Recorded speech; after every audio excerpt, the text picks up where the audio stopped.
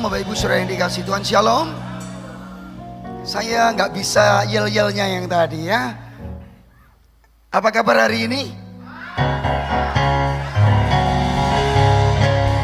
Saya taunya cuma yes, antusias. Oke lah ya Bapak Ibu, saya bersyukur kepada Tuhan untuk pagi dan sore ini. Terima kasih Bapak Gembala. Nah ini karena setelah saya khotbah ini kan nanti malam gak khotbah lagi gitu kan ini. Sekarang terima kasih kepada Bapak Ibu Gembala dan semua hamba Tuhan, pelayan Tuhan. Ya Pastor Joshua. Nah Bapak Ibu Saudara yang dikasih Tuhan, tadi pagi kita bicara soal tetap teguh di dalam Tuhan. Tidak jauh-jauh sih Bapak Ibu, cuman mungkin sedikit berbeda dengan tadi pagi. Dan kelihatannya kalau sore itu maunya lebih cepat pulang kan gitu ya. Amin. Oh amin ya. Oke lah ya. Baik Bapak Ibu Saudara yang dikasih Tuhan, kita sama-sama membuka Alkitab kita di Filipi tetap ayat 19:27. Kita baca judulnya dulu. Oke. Ya kita baca judulnya sama-sama. 1, 2, 3. Nah sekarang lihat sebelah kanan kiri saudara, kemudian ngomongin jangan kehilangan pengharapan. Kalau yang sendiri lihat belakang depan boleh. Jangan kehilangan pengharapan ya. Oke, yang setuju katakan amin. Nah kali ini saya nggak siapkan di layar di PPT saya, tapi buka Alkitab karena ayatnya panjang. Jadi saya mau siapkan di situ berapa slide lagi ya. Oke kita baca, dan saya sore ini Bapak Ibu saya harap bersabar untuk membaca ayat-ayatnya supaya tahu ceritanya gitu ya. Mari kita buka Filipi 2 ayat 19 sampai dengan ayat yang ke-27. Yang ketemu katakan amin. Oke, ayat 19 kita baca, saya bacakan ayat 19, Bapak Ibu ayat 20 demikian seterusnya. Di ayat 24 kita baca sama-sama sampai ayat 27 ya. Saya ayat yang ganjil, Bapak Ibu yang genep ya. Nanti saya omongi. Demikian bunyi firman Tuhan, Filipi 2 ayat 19. Tetapi dalam Tuhan Yesus, kuharap segera mengirimkan Timotius kepadamu, supaya tenang juga hatiku oleh kabar tentang hal ihwalmu. Sama-sama yuk ayat 20. Karena tak ada seorang padaku yang sehati dan sepikir dengan aku, dan yang begitu bersungguh-sungguh memperhatikan kepentinganmu. Saya ayat 21 ya Bapak Ibu. Sebab semuanya mencari kepentingannya sendiri, bukan kepentingan Kristus Yesus. Ayat 22 sama-sama. Kamu tahu bahwa kesetiaannya telah teruji, dan bahwa ia telah menolong aku dalam pelayanan Injil, sama seperti seorang anak menolong bapaknya. Saya bacakan ayat 23. Dialah yang kuharapkan untuk kukirimkan dengan segera, sesudah jelas bagiku bagaimana jalannya perkaraku itu. Nah sama-sama yuk. Tuhan, aku percaya bahwa aku sendiri pun akan segera datang. Sementara itu kuanggap perlu mengirimkan Epafroditus kepadamu, yaitu saudara dan teman sekerja serta teman seperjuanganku, yang kamu utus untuk melayani aku dalam keperluanku. Sama-sama. Karena ia sangat rindu kepada kamu sekalian, dan susah juga hatinya sebab kamu mendengar bahwa ia sakit. Memang benar ia sakit dan nyaris mati, tetapi Allah mengasihani dia, dan bukan hanya dia saja, sama-sama, melainkan aku juga, supaya duka citaku jangan bertambah-tambah. Yang percaya katakan. Saya mau tanya, apakah musiknya ini akan terus mengikuti saya begitu? Oke, hanya pembukaan saja ya. Terima kasih, terima kasih. Dan itu membuat semangat sih Bapak Ibu ya. Tapi kalau dari awal sampai akhir kasihan juga mereka ini ya. Saudara-saudara, ya waktu saya ngomong ya, kalau keyboard saya oke lah ya. Nah Bapak Ibu saudara yang dikasih Tuhan, jangan kehilangan pengharapan. Yang setuju katakan amin. Saya tidak lihat wajah saudara kehilangan pengharapan. Harapan saya memang, harapan saya saudara nggak kehilangan pengharapan. Yang setuju ngomong amin. Walaupun itu tidak mudah Bapak Ibu. Berita-berita yang paling akhir hari ini membuat kita sedih. Dan itu anak-anak Tuhan. Saya hanya ingatkan Bapak Ibu jangan menghakimi. Yang pertama. Yang kedua, doakan, sangat penting sekali. Yang setuju ngomong amin dong. Nah yang ketiga, jangan viralkan. Stop di situ. Karena berbahaya sekali saudara, orang-orang misalnya suicide, bunuh diri itu kita sebarkan sehingga membuat orang terinspirasi dan sebagainya. Tapi lepas dari semua itu, Bapak Ibu saudara yang dikasihi Tuhan, firman Tuhan mengajar kita untuk tidak kehilangan pengharapan. Yang setuju katakan amin. Mana Pak Lukas ayatnya? Oh saudara, saya lihat ayat 19 sampai ayat yang ke-27, terutama di ayat 24. Tapi tunggu, saya akan memberitahu saudara kabar yang sedikit kurang mengenakan. Saudara, salah satu orang, next, langsung aja ya. Salah satu orang yang saudara seharusnya kehilangan pengharapan dari Rasul Paulus. Kenapa? Karena ketika menulis surat ini, Rasul Paulus ada di dalam penjara. Saudara bisa membaca di pasal 1 ayat yang ke-13. Ya saya pikir saya perlu membacakan untuk saudara secara cepat ringkas. Sehingga telah jelas bagi seluruh istana dan semua orang lain bahwa aku dipenjarakan karena Kristus. Saudara, Paulus bukan dalam kondisi yang baik. Berkat limpah. Pelayanannya di mana-mana. No. Paulus ada di penjara Bapak Ibu. Ada beberapa tafsiran tentang penjaranya. Yang pertama mungkin tafsirannya adalah penjara di Roma. Dan saudara-saudara menurut tulisan abad pertama, salah satunya Lucius Tacitus. Saudara, dia menuliskan penjaranya bukan penjara di atas begini, tetapi penjara di sumur kering, dan kemudian orangnya di dalam, kemudian kalau ngasih makan, minum, air dan roti diturunkan. Menurut catatan di abad pertama itu, kalau rotinya turun, seringkali tawanan napinya itu harus saudara-saudara berebut dengan tikus. Jadi kalau turun, kalau dia tikusnya merambat dulu dan ambil rotinya, hilang sudah makannya. Baik pagi, siang maupun malam. Puji Tuhan kalau napinya bisa ambil roti sekaligus tikusnya. Itu namanya kebab. Atau burger. Bapak Ibu saudara yang dikasihi Tuhan. Apakah betul Paulus begitu? Kalau iya, lebih sulit lagi. Pandangan yang lain, Paulus ada di Roma dan penjara rumah. Ada yang ngomong begitu. Di penjara mana? Saya tidak bisa menempatkan secara tepat. Tetapi yang pasti Paulus ada di penjara. Dan saudara-saudara, orang bisa, ini pelayanan sungguh-sungguh. Ini dipakai Tuhan. Tadi pagi kita bicara soal jemaatnya, sekarang Paulusnya. Saudara-saudara, orang yang seharusnya kehilangan pengharapan salah satunya adalah Rasul Paulus. Dia pelayanan bukan semakin sukses. Saudara, tetapi dia ditangkap, dipenjarakan waktu itu. Next, bukan hanya di penjara. Ada beberapa orang, ada beberapa orang sesama pelayan Tuhan sengaja melayani untuk memperberat beban Paulus di penjara. Saudara bisa membaca di ayat 15, 16, 17. Saya bacakan ayat 17 supaya cepat. Saudara-saudara, ayat 17. Tetapi yang lain memberitakan Injil karena kepentingan sendiri, dengan maksud yang tidak ikhlas. Perhatikan ayat 17. Sangkanya dengan demikian, pasal 1 ya. Sangkanya dengan demikian mereka memperberat bebanku dalam penjara. Jadi Rasul Paulus saudara bukan cuma di penjara. Tapi ada orang-orang yang sengaja melayani supaya Paulus makin berat di penjara. Saudara, apakah cukup itu Pak Lukas? Oh tidak. Saya akan menambahkan lagi daftar bahwa Paulus adalah orang yang seharusnya kehilangan pengharapan. Next, saudara-saudara yang dikasih Tuhan, dia dikecewakan oleh orang-orang Kristen yang tadi pagi saya sampaikan, yang disebut musuhnya salib Kristus, seterunya Allah. Bapak Ibu bisa membaca pasal 3 ayat 18. Saya cepat saja membaca ayat 18. Karena seperti yang pasal 3 ya ayat 18. Karena seperti yang kerap kali kukatakan kepadamu dan yang kunyatakan pula sekarang sambil menangis. Karena masalah ini Paulus sampai apa Bapak Ibu?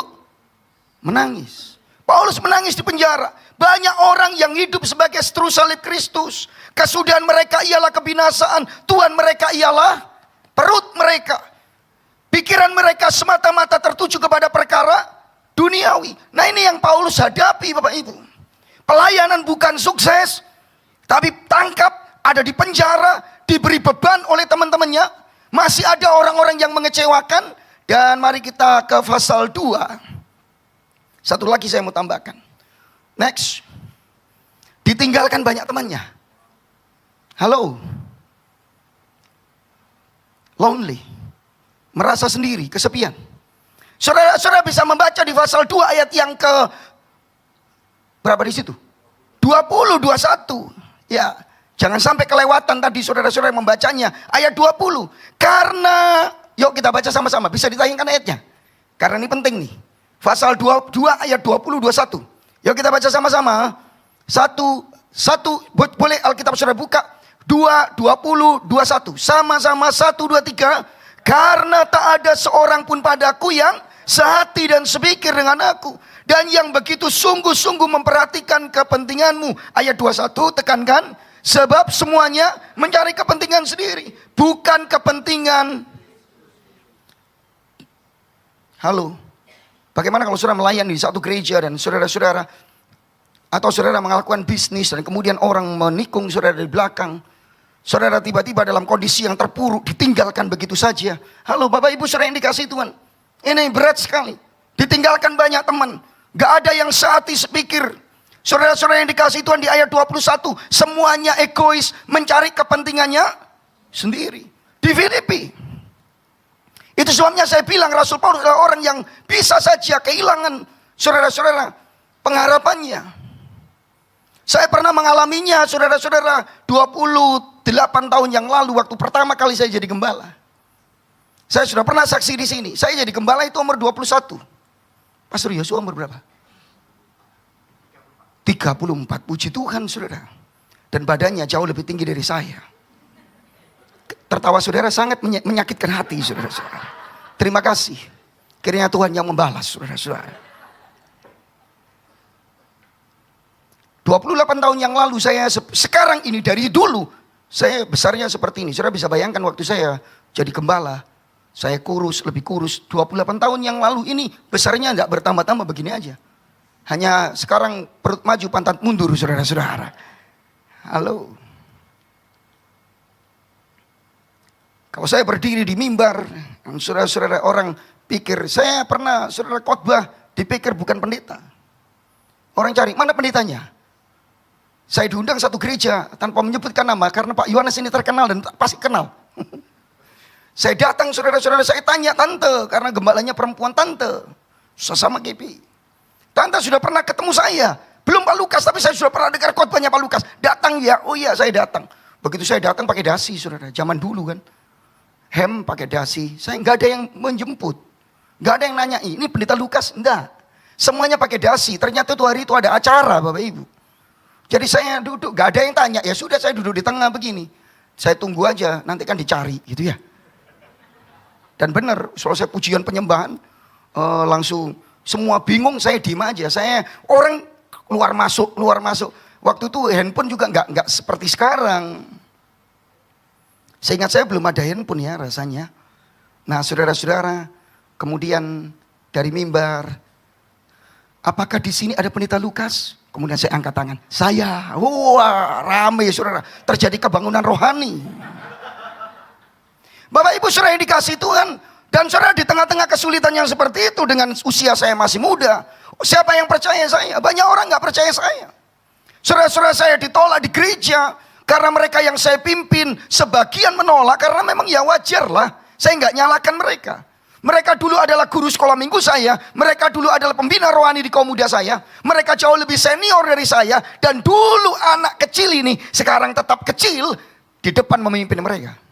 Ada satu guru sekolah minggu, saudara-saudara, dulu guru sekolah minggu saya sakit panas 4 hari. Saya datang ke rumahnya untuk berdoa, saudara-saudara rumahnya kecil saja. Saudara saya sudah siapkan amplop, ini keluarga yang susah. Saudara-saudara uang saya masukin, saya kantong, siapkan namanya gembala, lihat jemaat yang susah. Sakit 4 hari kemudian saya datang lalu kita berdoa. Saya ajak nyanyi, ada kuasa dalam darahnya. Darah domba Allah, tahu ya? Ada kuasa, tahu penyembahan haleluya, haleluya. Saya mau doa itu kok perasaan gak enak gitu. Ini ibu gak ada suaranya gitu. Nyanyi gak nyanyi, penyembahan gak penyembahan. Saya ngintip, masihkah ibu ini duduk di depan saya? Begitu saya ngintip, ibu ini juga lagi ngintip saya saudara-saudara. Dan cara ngintipnya itu loh. Apakah pendeta mau tumpang tangan saya? Mau doakan saya? Sakitnya itu di sini, tembus sini loh saudara. Rasanya gak enak cara lihatnya saya itu. Rasa-rasanya mau saya aminkan pulang lah gitu. Ya saya teruskan. Jangan lupa ada amplop di kantong saya. Kalau saudara pendetanya dikasih enggak? Oh dikasih aja Pak Lukas sekalian tambahi. Kok nyimut saudara-saudara? Enggak saya kasih. Bapak Ibu saudara yang dikasih Tuhan tuh enggak seberapa dan banyak tantangan. Di Ditinggalkan itu biasa. Saudara-saudara yang dikasih Tuhan waktu itu, saudara-saudara pemain musik saya juga pergi. Saudara, kalau minggu masih ada pemain sedikit. Kalau hari kebaktian tengah minggu, saya yang main gitar. Gembala ini main gitar, saudara-saudara. Nanti untung song leadernya ada, WL-nya masih ada.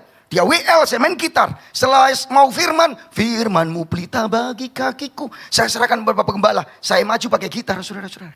Ini tinggal diganti nada dangdut aja. Yang tertawa umurnya senior. Yang gak tertawa karena gak pernah nonton Roma Irama, saudara-saudara. Bapak Ibu saudara yang dikasih Tuhan. Dan itu berat sih. Bapak Ibu bayangkan ini Rasul Paulus ada di penjara, ditinggalkan semua egois. Yang terakhir, yang paling parah, Bapak Ibu bisa membaca di ayat yang ke-23. Saudara-saudara di ayat 23, next itu. Bukan hanya masalah ditinggalkan teman, nasibnya Paulus juga belum jelas. Saudara lihat ayat 23. Dialah yang kuharapkan, maksudnya Timotius, akan kukirim segera kepadamu. Sesudah jelas bagiku bagaimana jalannya perkaraku. Artinya apa? Paulus belum divonis. Ini selamat gak selamat Paulus itu. Jangan lupa, pada akhirnya Paulus akan dipenggal. Di 2 Timotius pasal 4 ayat 8. Saudara silakan baca. Darahku sudah tercurah. Bahkan di ayat 17. Coba mundur saudara. Sekalipun darahku dicurahkan pada korban dan ibadah imanmu. Lihat ayat yang ke-17 itu. Jadi ada nampaknya posisi Paulus di penjara bukan berarti pasti bebas. No. Rasul Paulus juga diancam nampaknya. Sehingga saudara, tetapi sekalipun darahku dicurahkan. Jelas sekali di ayat itu. Bapak Ibu saudara yang dikasih Tuhan, apakah Paulus kemudian kehilangan pengharapannya? Berita baiknya hari ini adalah tidak. Rasul Paulus tidak kehilangan pengharapannya. Yang percaya katakan amin. Kok tahu Pak Lukas? Mari kita lihat ayat yang ke-23 lagi dengan baik. Kemudian ayat 24. Dialah yang kuharapkan untuk kukirim dengan segera. Sesudah jelas masalahnya bagiku, perkaraku, jalannya perkaraku. Lihat ayat 24. Yuk boleh baca sama-sama ayat 24. Lihat ayat yang penuh pengharapan. 1, 2, 3. Tetapi dalam Tuhan aku percaya bahwa aku sendiri pun. Yang percaya katakan. Jadi Paulus percaya akan keluar penjara. Semua masalah akan beres. Aku akan datang kepadamu jemaat Filipi. Karena Tuhan pasti menolong. Ada harapan. Dan Paulus gak mau kehilangan pengharapan. Yang setuju katakan amin. Bukan cuma itu Bapak Ibu. Kata sukacita itu adalah kata yang paling sering muncul di kitab surat Filipi. Saya catatkan di sana saudara-saudara. Silakan saudara kalau senang foto dan baca di rumah. Bahkan di ayat yang ke-17 Paulus ngomong, sekalipun darahku dicurahkan pada korban ibadah imanmu, aku bersukacita dan aku bersukacita dengan kamu sekalian. Dan kamu juga harus bersukacita demikian. Dan bersukacitalah dengan aku. Yang percaya katakan amin. Bukan kata-kata orang yang kehilangan pengharapan. Tapi kata-kata orang yang penuh pengharapan di dalam Tuhan. Yang percaya katakan amin. Saudara-saudara yang dikasih Tuhan, next. Saya mau cepat sedikit. Apa rahasianya Pak Lukas? Bagaimana saudara dan saya kita bisa tidak kehilangan pengharapan, tidak mudah kehilangan pengharapan. Banyak orang Kristen sedikit-sedikit kehilangan pengharapan, sedikit-sedikit saudara undur, sedikit-sedikit saudara merasa ya sudahlah dunia ini gak penting lagi, ya rasanya susah, orang mengerti saya, sedikit-sedikit saudara mundur dari pelayanan. Tadi pagi kita bicara soal jemaatnya, sekarang Paulusnya. Dan saudara apa rahasianya? Ada dua secara ringkas.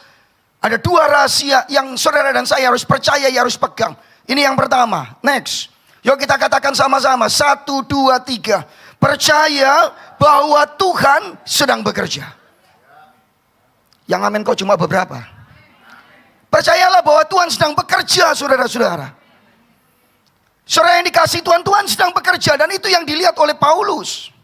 Sekalipun tantangannya besar, sekalipun dia di penjara, dia dibebani, ditinggalkan banyak orang. Nasibnya juga belum jelas. Tetapi Rasul Paulus sungguh-sungguh melihat Tuhan sedang bekerja. Apakah saudara bisa melihat Tuhan sedang bekerja? Saudara-saudara yang dikasih Tuhan, kadang-kadang kita nggak lihat tangan Tuhan sedang bekerja. Paulus bisa melihat, oh Tuhan sedang bekerja. Sebab itu saya tulis, percayalah. Tuhan sedang bekerja. Yang setuju katakan amin. Next. Saudara-saudara yang dikasih Tuhan, saudara lihat kata ini dalam bahasa Inggris, ya sebetulnya bahasa Indonesia aja juga bisa. Ini supaya saya kelihatan tahu Inggris, saudara-saudara. I hope in the Lord Jesus. Tadi pagi saya ngomong, ada kata satu frasa di surat Filipi yang sering diulang-ulang. In the Lord Jesus, di dalam Kristus Yesus, di dalam Tuhan Yesus, gitu. Saudara, di dalam Tuhan, di dalam Kristus, di dalam Dia, itu muncul berulang-ulang di kitab Filipi. Kalau saudara nanti cek dalam bahasa Yunani, en Christo, en Kurio, pokoknya en itu di dalam. Di dalam. Apa maknanya gitu? Tadi pagi saya ngomong, itu maknanya bukan hanya masalah posisi. Misalnya, tetap teguhlah di dalam Tuhan posisi. Tetapi kata in the Lord Jesus. To send Timothy to you soon. Aku akan di dalam Yesus Kristus, aku akan mengirim Timotius. Ini kan agak aneh sih. Aneh enggak sih? Bapak Ibu, kadang kita terlalu rohani baca Alkitab itu ya. Oh, amin gitu loh. Apa sih artinya? Di dalam Tuhan Yesus saya mengirim Timotius. Di dalam Tuhan Yesus saya akan mengirim Pastor Joshua. Ini di dalam Yesus tuh, ini dalam apa gitu loh. Ini bukan JNE, JNTNT, saudara paket kotaan gitu kan. Kalau gitu apa maksudnya sih? Kemudian di ayat yang ke-24, and I trust in the Lord and Curio.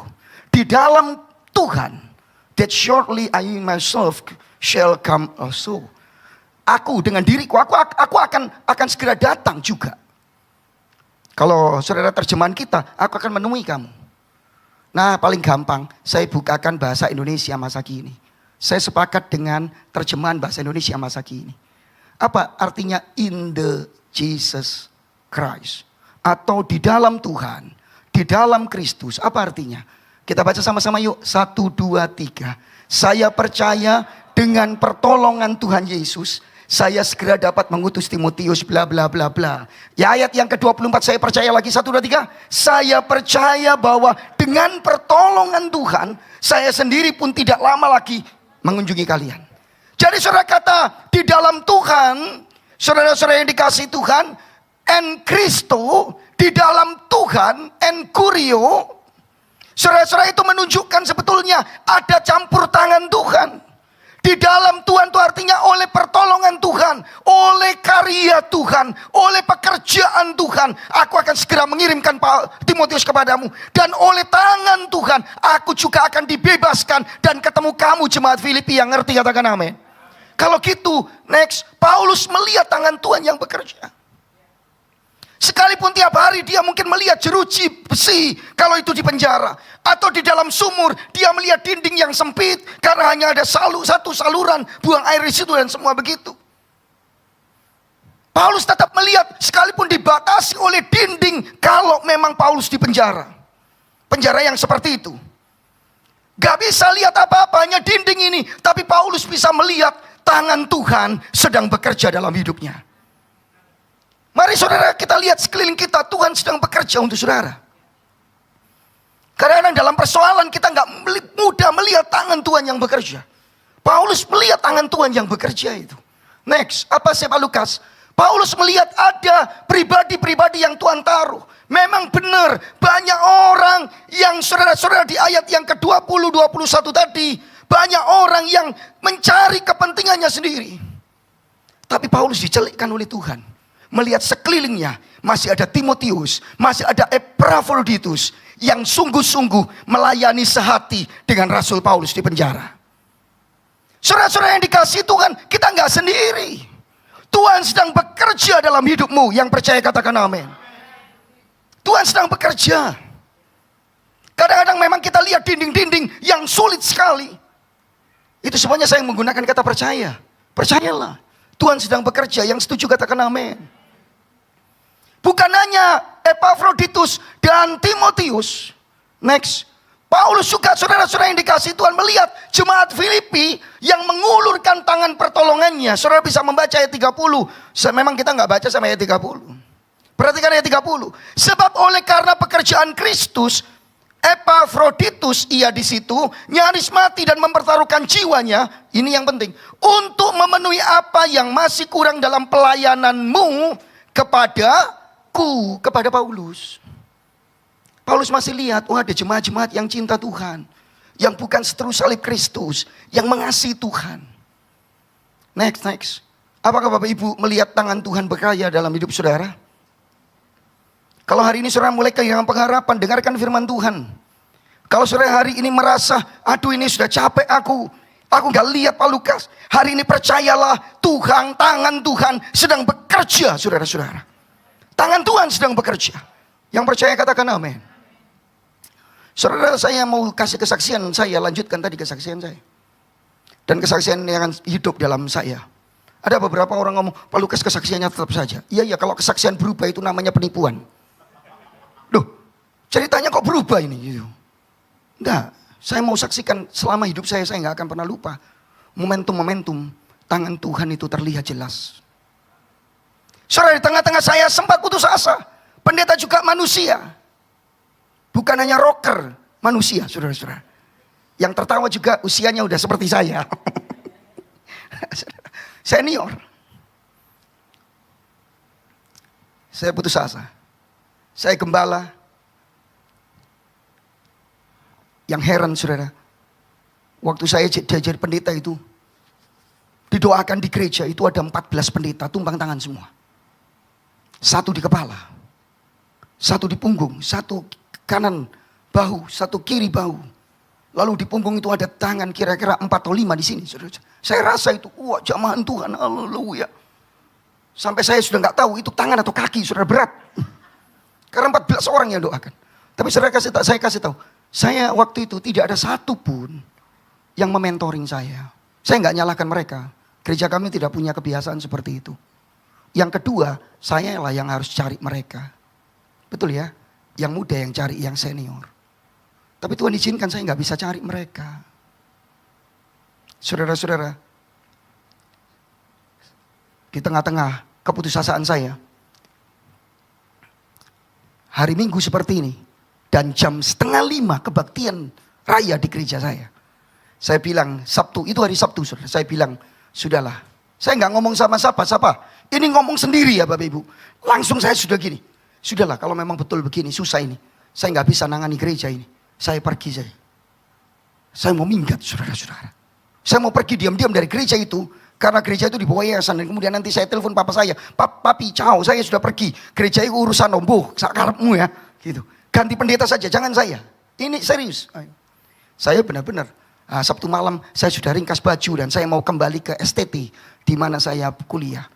Yang menarik seperti ada saudara-saudara, seperti ada konfirmasi Tuhan. Karena sebulan yang lalu saya ketemu rektor saya. Dan ketemu, loh kamu kan Lukas. Ya Pak. Namanya Pak Lot Natigor Siombing. Ya Pak Lot. Lukas, kenapa kamu kok gak kuliah lagi? Ayo masuk, nanti ketemu saya. Itu. Oh Pak, saya sudah keluar memang. Diutus 1 tahun. Saya kuliah 1 tahun waktu itu di sana. Saudara, saya kira ini saya harus kembali ke sana. Saya tumpuk semua, ini hari Sabtu. Ada pendeta putus asa? Halo? Saya. Tapi puji Tuhannya ada di Alkitab banyak nabi Tuhan. Siapa yang mau minta mati itu Bapak Ibu? Wah ya, waduh, saudara pinter-pinter jemaat sini. Elia. Yang lain itu kalau nggak jawab tuh bukan karena nggak tahu loh ya. Karena nggak enak nanti kelihatan kalau rohani. Elia. Saudara, saya ngomong sama Tuhan. Aduh gak bisa. Saya saudara sakit parah. Karena banyak masalah, bukan cuma gak percayanya itu. Tantangannya terlalu berat. Saya sampai saudara saya bilang, oh penolakannya itu loh kerasa sekali. Lalu saya saudara-saudara tata semua. Sabtu pakaian-pakaian saya semua saya mau pergi. Saudara tahu hari Minggu sore 4:30 biasanya kebaktian. Ibadah raya. Siangnya jam 10 ada doa untuk para pelayan. Jadi WL, pemain musik yang ada sisa itu. Saudara kemudian aser, pelayan persembahan dan sebagainya. Itu akan kumpul siang jam 10, doa sampai jam 11. Wah sudahlah saya sudah gak ada semangat. Saya duduk, saudara, ini mimbarnya lebih tinggi dari ini karena saya pendek begini, saudara, butuh lebih tinggi kan. Itu pun saya masih tambah terima kasih, iya pancian ya saudara-saudara. Ya kok bahasa Latin semua di sini ya, pancian gitu. Saudara, masih tambah sedikit supaya saya agak terangkat sedikit ke atas gitu kan. Bapak Ibu saudara yang dikasih, saya duduk di bawah sini. Saudara, ini tangganya, saya duduk di sini nih. Nah, saya sandar begitu saudara. Saya sandar karena tangganya hanya kiri kanan, tengah ini kosong, ini mimbar langsung. Saya sandar saja di situ. Kemudian saya menyembah Tuhan. Enggak.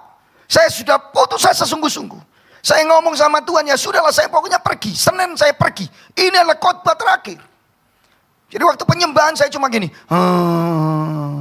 Enggak boleh lu ya. Jangan ya dek ya. Saya penyembahan, jangan ditiru ya dek. Ya, saudara-saudara, tapi Tuhan tuh memberikan penghiburan luar biasa.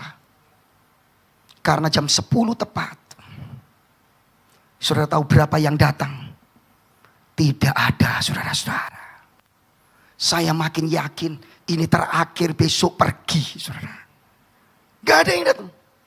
Jadi saya sendirian aja, ditambah dua pelayan Tuhan di gereja saya yang juga sudah ketiduran, saudara. Lu ini doa siang ketiduran. Haleluya kan gitu. Haleluya, haleluya, haleluya. Ya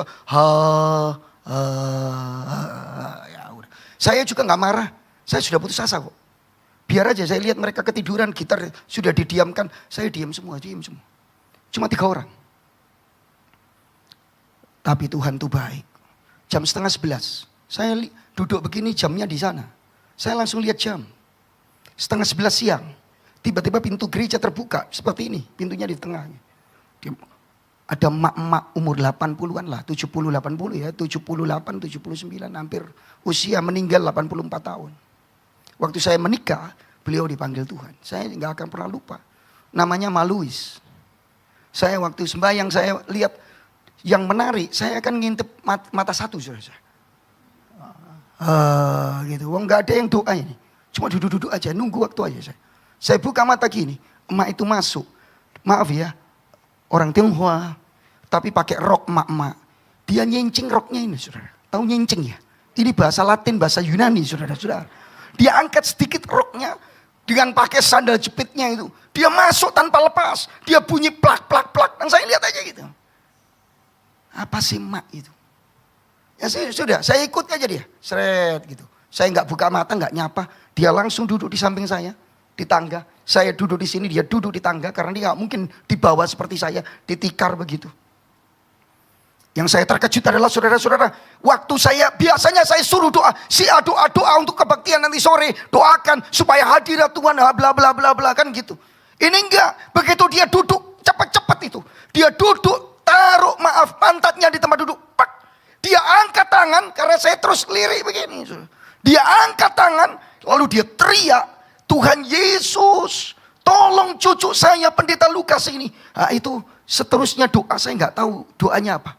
Tapi waktu dia teriak, Tuhan Yesus tolong, diangkat 2 tangannya. Tolong cucu saya pendeta Lukas ini. Saya seperti kena sambar petir. Saya seperti dikejutkan sesuatu. Saya nggak bisa nahan perasaan saya, saudara. Saya menyembah Tuhan, saya berbahasa roh. Saya nggak tahu lagi apa yang keluar dari mulut saya. Pujian penyembahan seperti apa. Air mata saya nggak bisa ditahan. Saudara, saya merasa ada jamahan Tuhan yang kuat. Saudara, cuma berdua dengan mak itu. Saya nggak tahu lagi pengerja saya tidur, bangun atau kaget. Saya nggak ngerti Bapak Ibu. Yang saya tahu saya dijamah Tuhan. Saya juga pendeta yang saudara nggak mau bikin-bikin penglihatan apa enggak. Tapi waktu itu saya begitu melihat langit-langit gereja saya yang jelek waktu itu. Saudara. Saya lihat sudah nggak ada langit-langitnya. Yang ada adalah saudara, saya lihat langsung langit. Biru putih langit yang indah. Saya angkat 2 tangan saya nggak berhenti menyembah sampai jam 11:30 baru amin. Dan saya tahu itu titik balik saya. 28 tahun saya tetap di gereja yang sama dan diberkati oleh Tuhan. Saudara-saudara yang dikasih Tuhan, apakah saudara bisa melihat tangan Tuhan bekerja? Saya nggak bisa lihat tangan Tuhan bekerja. Ini bukan orang hebat, ini emak-emak saja. Tetapi tangan Tuhan sedang bekerja. Yang percaya katakan amin. Kadang-kadang saudara kita nggak mampu melihatnya karena tertutup masalah dan pergumulan saudara. Kadang-kadang karena kita terlalu fokus dengan diri kita, mengasihani diri kita, kita nggak lihat, saudara, ada tangan Tuhan. Saya nggak pernah curhat loh sama tante ini. Dan saya yakin tante itu tidak mungkin cuma doa hari itu aja. Mungkin tiap pagi karena dia setia doa pagi, dia setia sekali ibadah. Ada doa-doa yang dinaikkan tuh saya nggak ngerti, nggak pernah dengar. Dan baru hari itu saya dengar dia teriak, Tuhan Yesus tolong cucu saya pendeta Lukas ini. Dan kemudian saya nggak tahu doa apa lagi yang dinaikkan. Yang saya tahu Tuhan mengangkat hati saya. Tuhan memberi kekuatan kepada saya yang percaya, katakan amin. Hari ini kalau saudara dalam kehilangan pengharapan, percayalah Tuhan sedang bekerja untuk saudara. Saya mengutip kalimat satu pendeta John Piper. Saudara-saudara pendeta yang sangat terkenal, next. Saudara, dia berkata begini, saudara, jelas bahwa Tuhan telah mengerjakan ribuan perkara yang baik untuk memelihara saya dan saudara. Sayangnya seringkali kita hanya menemukan 3 dari ribuan itu, atau bahkan tidak sama sekali. Tapi hari ini saya ajak saudara melihat sekeliling saudara, dan lihatlah jejak, lihatlah tangan Tuhan yang sedang bekerja untuk hidupmu dan hidupku. Yang percaya katakan amin.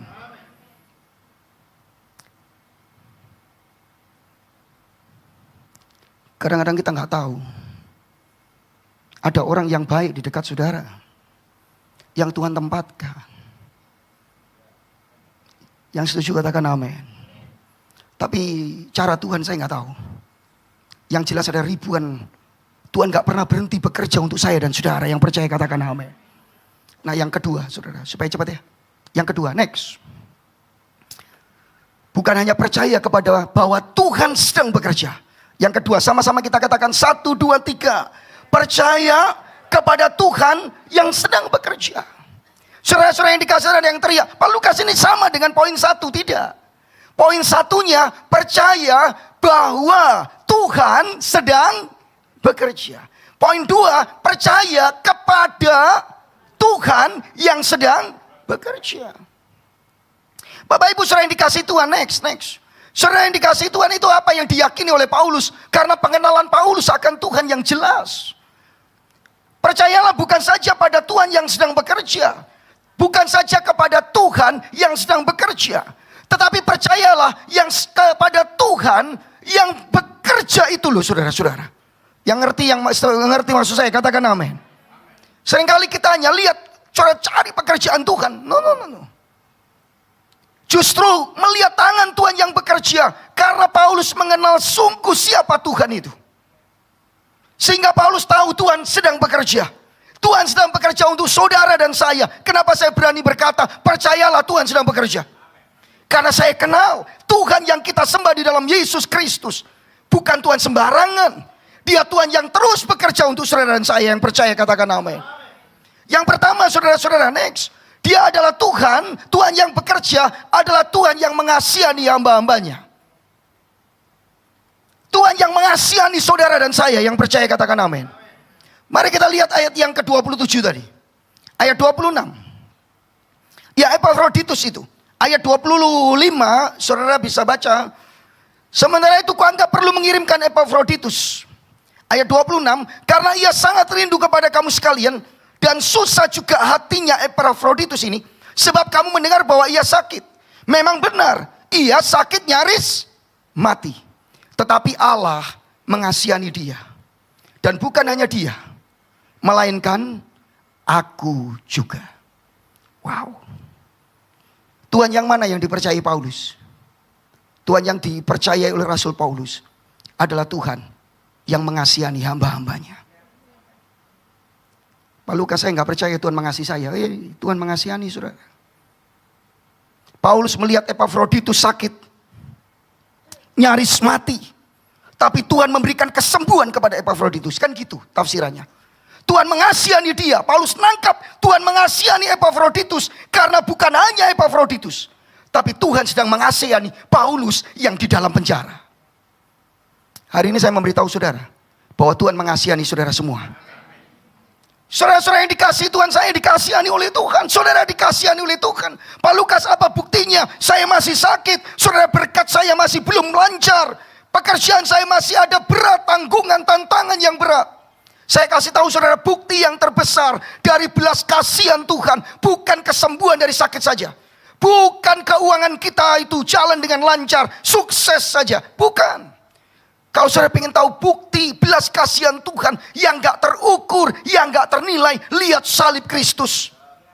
Siapa saudara dan saya? Saudara, siapa saya dan saudara? Bukankah kita ini orang-orang yang dulunya berdosa, yang layaknya Alkitab katakan, upah dosa ialah kita mestinya masuk neraka. Saudara dan saya gak punya kans untuk diambil, diselamatkan.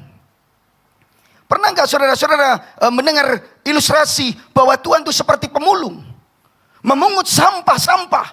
Saudara dan saya ini seperti sampah yang dipungut. Pernah nggak Bapak Ibu? Pernah dengar ilustrasi ini nggak? Pernah nggak? Lo barusan tak omong kok nggak pernah itu loh saudara. Pernah nggak? Nah gitu dong. Barusan saya omong. Nanti ada masuk, ojo diundang pendeta itu susah pikirannya. Tapi saya mau ngasih tahu saudara, Tuhan Yesus itu, Bapa itu, Allah Tritunggal itu, Tuhan kita Yesus itu, lebih di bawah dari pemulung. Saya ini pernah saudara mulung saudara, bukan jadi pemulung ya. Tapi mulung. Saya anak pendeta yang kekurangan. Buku kalau kekurangan kok gak pas. Anak pendeta yang susah lah pokoknya. Anak pendeta yang pas-pasan saja. Di kampung. Tapi dipelihara oleh Tuhan, yang percaya katakan amin. Jangan dipikir Pak Lukas ini susah. Enggak, enak saya hidup saya. Kemana-mana begini kok saudara. Kurang apa saudara? Kurang ajar aja ya. Kalau enggak bersyukur. Saudara, saya waktu SD sama teman saya sekarang jadi pengusaha sukses penyetan di Surabaya ini. Kalau saya makan di situ tetap bayar ya, jangan ngomong-ngomong saudara-saudara. Kecuali dia ada baru gratis ya. Saudara, teman saya SD ini lucu. Saya kan ke sekolah uang dulu nasi pecel 50 perak gitu. Saudara, lalu kami gak punya uang gitu. Lalu teman saya ngomong gini, kamu mau uang Agas? Oh iya, ya apa cara nih? Kita supaya bisa makan ini. Gampang aja ikut aku. Kita kumpulkan omplung. Dijak otis saudara-saudara. Tahu omplung ya? Ya kita kumpulkan pakai kresek, kemudian kita tutup palu. Dipalu begitu. Sampai terepes, kemudian dikilokan, dijual dan dapat uang. Seneng. Hari pertama seneng, hari kedua seneng. Itu kalau ketemuan papa saya bisa dipukuli saudara-saudara. Ya. Saudara, tapi apa bedanya Tuhan dengan pemulung? Tuhan lebih rendah dari pemulung. Saudara perhatikan pemulung. Pemulung itu kalau mulung ngambil barang yang bisa dijual apa nggak bisa dijual? Hah? Bisa dijual. Saudara, pemulung tuh ngambil seperti saya, omplung yang bernilai. Bukan ngambil kotoran sampah yang nggak bernilai. Tahukah saudara, saudara dan saya dulu adalah orang yang nggak bernilai, orang-orang berdosa. Roma 5 ayat 8 sampai 11 mengatakan kita itu orang berdosa, najis, durhaka, seteru, musuh dari Allah. Apa yang diharapkan Allah dari orang seperti ini? Apa yang diharapkan Allah dari pendeta Lukas yang seperti itu? Hanya sampah, lebih buruk dari sampah. Tapi firman Tuhan katakan karena begitu besar kasihnya akan saudara, dia turun ke dunia. Dia ambil yang gak berharga ini, kemudian oleh belas kasihannya dijadikan berharga di mata Tuhan. Berikan kemuliaan, gak apa-apa. Yang setuju katakan amin. Saudara gak perlu lihat, saudara mendengar mujizat. Karena mujizat terbesar, belas kasihan terbesar, hidupmu belas kasihan terbesar. Kalau Tuhan Yesus dengan belas kasihan terbesarnya menyelamatkan saudara, apakah dia akan membiarkan saudara kehilangan pengharapan? Percayalah kepada Tuhan yang sedang bekerja adalah Tuhan yang berbelas kasihan dengan hidupmu. Yang setuju, yang ngerti katakan amin. Yang kedua, Tuhan yang gimana Pak Lukas? Bukan hanya Tuhan yang berbelas kasihan, lo hilang ya saudara-saudara. Yang kedua, Tuhan yang bekerja adalah Tuhan yang maha kuasa. Yang setuju katakan amin. Ya, saudara perhatikan ayat 24 itu. Dengan yakin sekali Paulus berkata, tetapi di dalam Tuhan, in the Lord, I trust in the Lord tadi. Aku percaya bahwa aku sendiri pun akan segera datang. Yang setuju katakan amin. Apa yang ada di pikiran Paulus? Kalau saudara membaca tulisan-tulisan Paulus atau kisah Paulus di Kisah Para Rasul, Paulus pernah mengalami penjara bukan sebuah tempat yang saudara tidak membuat Tuhan itu terpenjara. No. Bukankah Paulus pernah ada di penjara Kaisarea Filipi bersama temannya? Namanya siapa itu temannya Paulus? Ada yang tahu? Oh, ini agak susah ini kelihatannya. Depannya S, Saulus. Oh, bukan, oh ini Paulus kok saudara. Silas. Pada waktu malam mereka di penjara, diborgol semua. Mereka memuji Tuhan. Apa yang terjadi Bapak Ibu? Gempa. Semua terjadi gempa. Kemudian borgolnya lepas semua. Semua tawanan itu mau lari. Paulus enggak. Silakan dibaca nanti ya. Di rumah ya. Amin. Nanti dibaca ya. Ah, pasti enggak ini saudara. Jangan oman amin. Nanti enggak dibaca. Kisah Para Rasul pasal 16 dan 17. Halo. Bukankah Tuhan kita adalah Tuhan yang Maha Kuasa dulu, sekarang, sampai selama-lamanya? Yang percaya katakan amin. Saya bisa memberikan kesaksian, banyak kesaksian saudara-saudara yang dialami, yang saya alami bersama istri saya. Terutama istri saya yang banyak penyakit di sebelah kiri itu. Benjolan saudara-saudara di sebelah kiri, getah bening, ada benjolan di rahim. Saya kira sudah pernah saya kesaksian kok. Nanti dipikir ulang-ulang lagi ya saudara. Tapi kadang-kadang penting sih. Tapi saya mau memberitahu saudara, kemahakuasaan Tuhan adalah hidup saudara. Yang percaya katakan amin. Lu kok bisa Pak Lukas? Iya. Karena saya dan saudara orang berdosa yang tidak mungkin diselamatkan. Saudara pernah dengar cerita Yesus dengan orang yang kaya? Yesus ngomong gini, lebih sulit unta masuk, lebih mudah unta masuk lubang jarum ketimbang orang beruang masuk kerajaan surga. Saudara jangan salah paham dengan itu. Sebetulnya teks itu, lain kali ya Bapak Ibu, kita mesti bedah teks itu. Teks itu bukan berkata saudara harus rendah hati supaya masuk. Karena di Timur Tengah, di Israel, Yerusalem itu ada pintu kecil yang namanya lubang jarum. Saudara itu tahun abad 15 baru ada. Yesus itu sebelum abad 1 Masehi. Yesus itu antara 4 sampai 6 sebelum Masehi. Karena ada pergeseran kalender. Kalau toh 1 Masehi dengan 15 itu ratusan tahun. Karena 1 abad 100 tahun. Jadi 1015 itu 1500 tahun kemudian. Apa maksud Yesus? Kalau saudara membaca nggak usah pakai gitu-gitu. Saudara baca aja secara detail. Lalu Petrus di situ ngomong, Tuhan, kalau dia aja nggak selamat, mustahil ada orang yang bisa diselamatkan. Nah itu sebetulnya kuncinya.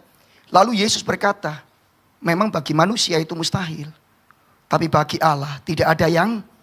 Karena itu Allah memberikan Yesus Kristus Sang Putra mati di kayu salib supaya saudara dan saya yang percaya Yesus tidak binasa tapi hidup kekal. Nangkep gak sih? Saudara lihat gak sih kemahakuasaannya? Gak mungkin saya dan saudara masuk surga. Tetapi karena tangan kemahakuasaannya, kalau saudara pengen bukti kemahakuasaan Allah yang paling besar, hidupmu yang sudah diselamatkan. Dan saudara bisa meyakini Tuhan akan membuat mujizat yang sama hari ini. Yang percaya katakan amin. Yang terakhir, next. Tuhan itu bukannya Tuhan yang begitu. Tapi Tuhan itu adalah Tuhan yang dipercaya oleh Paulus. Adalah Tuhan yang bekerja. Tuhan yang pasti menyelesaikan karyanya. Yang percaya katakan, Tuhan yang pasti menyelesaikan karyanya. Saudara, saya ingin baca si Filipi 1 ayat 5 untuk ayat emas gitu yang saudara, saya harap saudara bisa memahaminya. Lihat Filipi 1 ayat yang kelima. Aku mengucap syukur kepada Allahku karena persekutuanmu dalam berita Injil. Dari hari pertama sampai sekarang ini. Ayat 6 kalau saudara punya Alkitab dan saudara mendapatkan Filipi 1 ayat 6. Baca sama saya dengan sungguh-sungguh 1, 2, 3. Akan hal ini aku yakin sepenuhnya. Yaitu ia yang memulai pekerjaan yang baik di antara kamu. Akan meneruskannya sampai pada akhirnya pada hari. Yang percaya katakan amin. Itu loh Allah kita. Allah yang gak setengah-setengah. Allah yang gak bosen untuk membimbing kita sampai selesai semuanya. Saya mau kasih ilustrasi. Lu kok bisa? Ya dia Allah yang perkasa.